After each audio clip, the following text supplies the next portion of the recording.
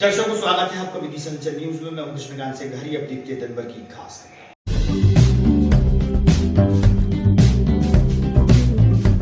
Collector Anshul Gupta ने किया शासकीय स्कूलों का निरीक्षण। स्कूल में व्याप्त कमियों को दूर करने के दिए दिशा निर्देश।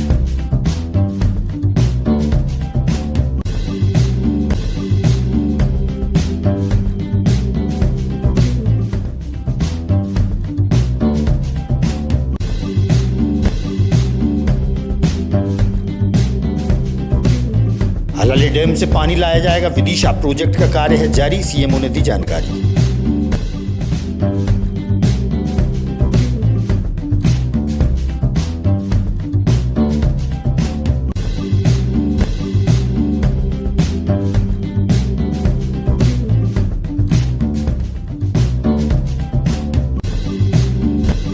सर्व सवर्ण समाज द्वारा निकाली गई विशाल रैली। यूजीसी का हुआ विरोध।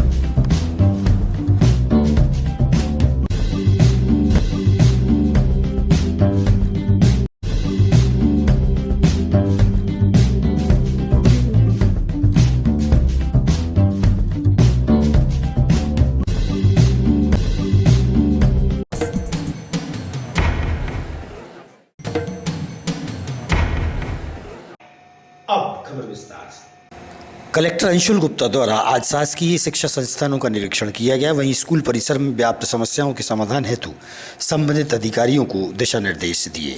जो माननीय कलेक्टर द्वारा स्कूल संस्थाओं का किया जा रहा है, किन स्कूलों का दौरा किया जा रहा है, क्या पाया और क्या सुधार के आदेश क्या काम मिल रहा है। आज कलेक्टर महोदय ने जो है स्कूलों का, शहर के स्कूलों का निरीक्षण किया है। सबसे पहले पेड़ी स्कूल माध्यमिक शाला पेड़ी है, ब्रिज के नीचे, वहाँ पे गए और वहाँ पे काफी लोगों ने अतिक्रमण कर रखा है, गंदगी भी फैलाते हैं, गाड़ियाँ खड़ी करते हैं। तो मौके पर ही सीएमओ को निर्देश दिए हैं कि इसकी रेगुलर सफाई की जाए और यहाँ से गाड़ियाँ वगैरह हटवाई जाए। इसके बाद हम जो है साहब गए थे माधवगंज स्कूल में भी बोला है साहब ने कि वहाँ की बाउंड्री बहुत नीची है, तो सीएमओ को बोला है कि उसकी बाउंड्री नीची करवाएं और पीछे भी कोई रिटेनिंग वॉल बनाई जाए ताकि पानी जो भरता है, वहाँ पानी का भराव होता है, उसका समाधान हो जाए। और इसके अलावा फिर पुलिस लाइन स्कूल का भी साहब ने निरीक्षण किया, तो वहाँ बच्चे बहुत ही कम है, 6 बच्चे मात्र दर्ज हैं, उपस्थिति और नींद रहती है, तो वो बच्चे हम माधवगंज स्कूल में शिफ्ट करेंगे साहब के निर्देशानुसार और उस स्कूल को हम छात्रावास में कन्वर्ट करेंगे, क्योंकि माधवगंज में छात्रावास जो चलता है वहाँ पे पानी भराव के कारण बच्चों को परेशानी होती है, तो वो स्कूल को हम छात्रावास के रूप में तैयार करेंगे। इसके बाद फिर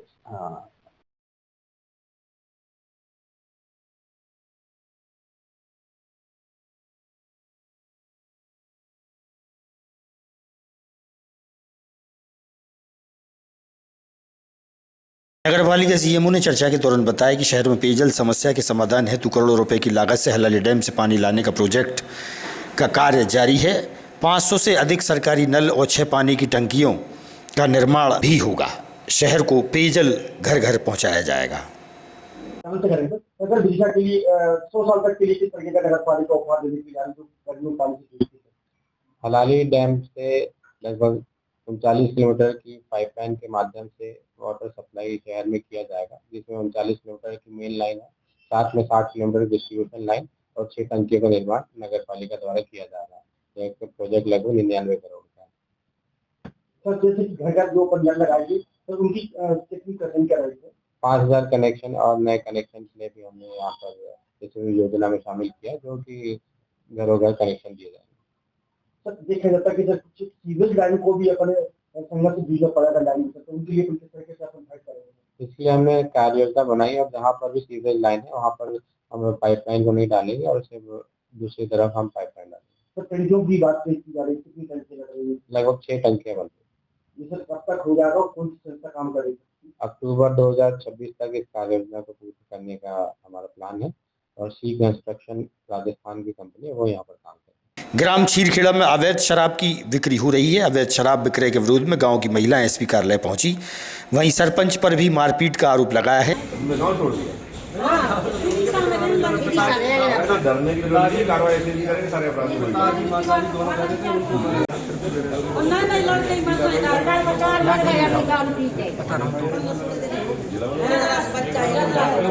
अपराधी में भी डरना नहीं, परेशान नहीं होना, कानून का वो करो, कानून प्यार करके चली जाती है। हाँ, उनको भी पैसे मिल रहे हैं। नाम नहीं लिखो, पर ये बोल रहे हैं आप कितने दिन की वो कर रहे हैं, हमें ये बता दो आप कितने दिन की अभी करा जी आपने नहीं तो हम ऊपर ठीक है, ऊपर भी जाओ, हर जगह जाओ, आपको अधिकार है जाने। वही तो आपको मालूम है पकड़े नहीं गए नहीं, अभी नहीं पकड़े और काटू पुलिस भी आती है तो कौवा पीती है उनसे। मैं अरुण कुमार शर्मा, सरपंच ग्राम पंचायत छीरखेड़ा से, तहसील विधि का। महिलाएं आई बड़ी संख्या में, किस को लेकर आई है, क्या मामला? गाँव में साहब अवैध शराब बिक रही है और उसके लिए महिलाओं ने पहले भी आवेदन दे चुकी हैं और अभी भी कलेक्टर साहब के यहाँ आवेदन देने आई है। शराब से अभी 4-5 लोग मेरे यहाँ जवान के जवान बच्चे खत्म भी हो गए हैं शराब की वजह से। और शराब पीने के बाद घर में तोड़ फोड़, गांव में गाली गलौज करना, महिलाओं को परेशान करना, इस टाइप के कार्यक्रम। तो आप सरपंच हैं, आपके द्वारा किस तरीके का प्रयास किया गया था वहाँ पर? मैंने साहब, मैं सरपंच बना इस टाइम भी मैंने आवेदन दिलवाया था कलेक्टर साहब को और विधायक जी से बोल के भी शराब के लिए करवा। हमारे विधायक मुकेश टंडन जी, उनसे बोल के उस टाइम पे उनने एसपी साहब को फोन लगा के शराब बंदी करवाई, लेकिन वो कुछ दिन तक बंद रही। इसके बाद फिर यथावत जो भी तो चलने लगी। महिला ऐसी उपलक्ष्य में मारते धमकाते हैं क्या? हाँ, और दारू पी किसी को भी वो बचा, वो मेरे परिवार पे भी ये स्थिति बनी कि एक बार दारू पी के एक व्यक्ति ने घर में तोड़फोड़ करी और गांव के कई लोगों को धमकाया जाता है, किसी को के साथ मारपीट की जाती है। ये दारू की वजह से बहुत ज्यादा माहौल बिगड़ा रखा है।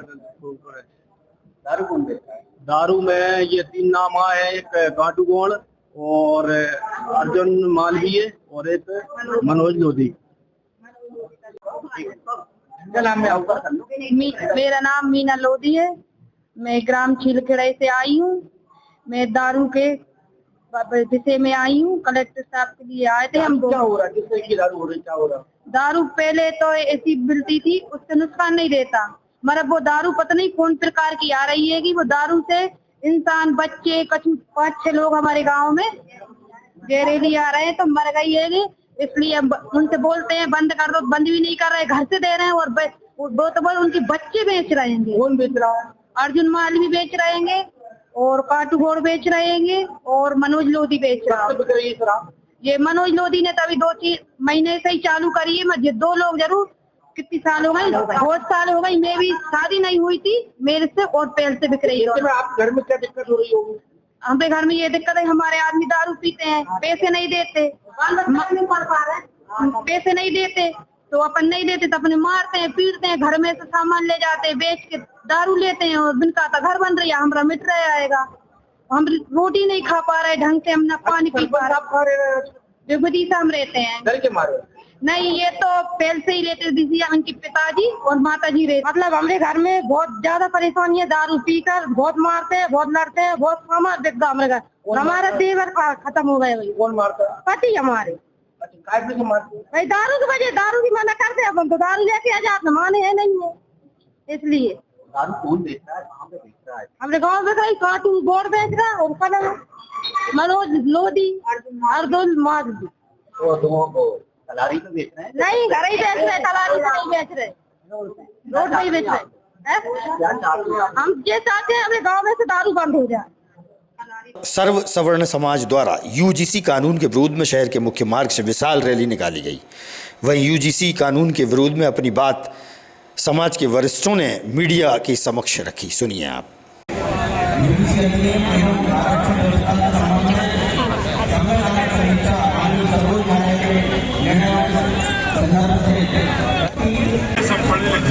सब जानते हैं कौन कानून। देखिए, स्वर्ण समाज को हमेशा ही, स्वर्ण समाज ने हमेशा ही बढ़ चढ़ के हिस्सा लिया और खास तौर पे राजपूतों ने। जहाँ देश की बात आती है तो कई रियासतें राजपूतों ने अब बलिदान कर दी, दे दी, दान में दे दी। आज भी आरक्षण के नाम पर मतलब स्वर्णों का ही शोषण किया जा रहा है। जहाँ तक हमें आवश्यकता नहीं है बीक का कटोरा लेने के लिए, लेकिन फिर भी हमने ये नहीं चाहते भाई हमें पूछा जाए, लेकिन हमें पूछने की तो इतनी किसी की वो भी नहीं है कि राजपूत स्वर्णों को आप दबा सके। तो आज जनवरी को जो एक काला कानून केंद्र सरकार ने पारित किया यूजीसी यूनिवर्सिटी ग्रांट कमीशन में, जो कि जातिगत भेदभाव को प्रेरित करता है, हम उसके खिलाफ हैं और उसी के खिलाफ आज सर्व सवर्ण समाज एवं कई ऐसा नहीं और भी ओबीसी वर्ग के लोग भी, SC ST वर्ग के लोग भी आज शामिल हैं, हमारे साथ हैं और सभी ने मिलकर एक राष्ट्रपति के नाम यूजीसी बिल के खिलाफ ज्ञापन। जैन मिलन अभियान की अध्यक्ष सीमा जैन बोल रही हूँ। आज हम सभी महिला मंडल यहाँ पर एकत्रित हुए यूजीसी का विरोध करने के लिए। हम सभी लोग यूजीसी का विरोध करेंगे जिससे कि हम लोगों में एकता बनी रहे। जय जिनेन्द्र। हम लोग सभी यूजीसी के कानून के विरोध में एकत्रित हुए हैं और हम सभी लोग मिलकर यूजीसी का विरोध करते हैं। आज हम सभी सामान्य वर्ग के लोग यूजीसी का विरोध करने के लिए एकत्रित हुए हैं, जो कि पहले ही आरक्षण का हम लोग खामियाजा भुगत रहे हैं और आज सरकार जो यूजीसी लागू करना चाहती है उसकी हम घोर निंदा करते हुए सभी सामान्य वर्ग विरोध करता है और सरकार से ये अनुरोध करते हैं कि इस कानून को वापस लें। हम सभी में एकता बनी रहे, हमारा भारत बटे नहीं, हम सब एक हैं। इसी उद्देश्य को लेकर हम यहाँ आज एकत्रित हुए हैं। ग्राम पंचायत पड़राज से कुछ ग्रामीणजन और सरपंच जिला मुख्यालय पहुंचे, जहां सचिव पर कई आरोप लगाए। बताया कि शासकीय योजनाओं का लाभ सचिव द्वारा नहीं पहुंचाया जा रहा। सरपंच व ग्रामीणों ने बताया।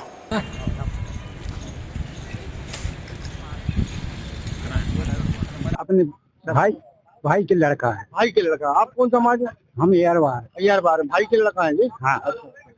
तो कौन परेशान कर रहा है आपका? हमें तो भैया अब ना मिला तो वो भी नहीं मिल रहा, तो न पेंशन के पैसा मिल रहा। कौन नहीं दे रहा आपको?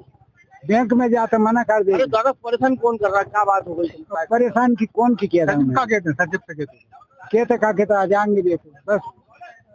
समझते ये सर, अभी 2024 में जो सर्वे हुआ था आवास का, तो उसमें कुछ हमारे पात्र हितग्राही हैं, उनका नाम कट गया। इस वजह से मैं हमारे जो पंचायत सचिव हैं राजेश दांगी जी, उनसे मैंने बोला भाई कि जो अपने पात्र हितग्राही हैं अपन इनका लिखित में दे दें जनपद में, तो हो सकता है शासन इनके नाम जोड़ दे। तो उसमें ये आनाकानी कर रहे हैं। दूसरा, इनडायरेक्टली ये हितग्राहियों से फोन पर बात करते हैं और पैसों की मांग करते हैं।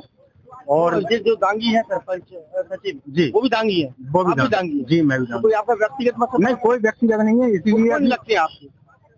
हमारे बस समाज भाई है और कुछ नहीं लगता। कब से परेशान कर रहा है? मुझको क्या, पूरी पंचायत को परेशान करते हैं सर। वो आते नहीं है, आते हैं तो नशे की हालत में आते हैं। दूसरा, कोई भी काम होता है तो अपने घर पे बुलाते हैं हितग्राहियों के लिए। और मतलब इसीलिए मैंने जनता को लेके आया। शहर के सबसे व्यस्तम चौराहा बड़ा बाजार क्षेत्र में जाम की स्थिति निर्मित हुई। वाहनों के कारण लोग जाम में फंसे नजर आए, जहां पर यातायात व्यवस्था सुचारू न होने से लोगों को परेशानियों का सामना भी करना पड़ा। वहीं यातायात पुलिस भी कहीं नजर नहीं आती। देखिए आप नजारा।